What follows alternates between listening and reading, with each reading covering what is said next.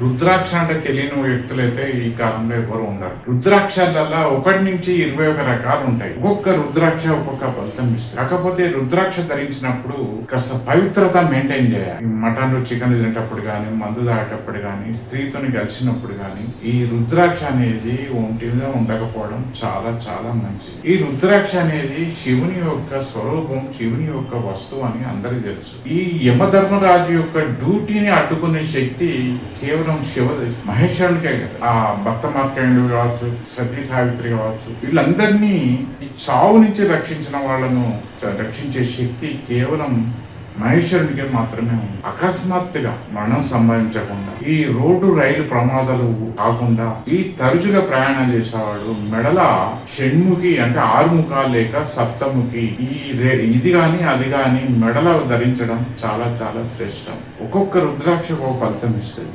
దిమికి భార్య భర్తల మధ్యన శక్యం తీసుకొస్తాయి. ఏకముకి నేను ఉన్నత స్థానానికి తీసుకెళ్తాయి. అవి చాలా అరుదుగా దొరుకుతాయి. అలాగే ఈ త్రిముఖి కూడా అగ్ని స్వరూపం మనకు ముగ్గురు మాతల యొక్క శక్తి మనకు కాస్త అనుకూలత ఇస్తుంది. చతుర్ముఖి బ్రహ్మ గనక చదువుకునే విద్యార్థులకు, స్టూడెంట్స్ కు ఇది పనిచేస్తుంది. అలాగే ఈ రుద్రాక్ష అనేది స్త్రీలు ధరించకూడదని ఒక అభిప్రాయం ఉన్నది. ఎందుకు ధరించద్దు అంటే వాళ్ళకు నెలసరి అనే ఒకటి ఉంటది కనుక స్త్రీలు రుద్రాక్ష ధరించకపోవడం మంచిది అని చెప్పి ఒక నియమం ఉన్నది. అలాగే రుద్రాక్ష మెడలో ఉన్న వాళ్లకు ఈ నెగటివ్ ఎనర్జీ అంటాం, దయ్యాలు, భూతాలు, ప్రయోగాలు, ఇటువంటి శక్తులు అనేది వాళ్ళ మీద పనిచేయవు, వాళ్ళను ఆవహించవు.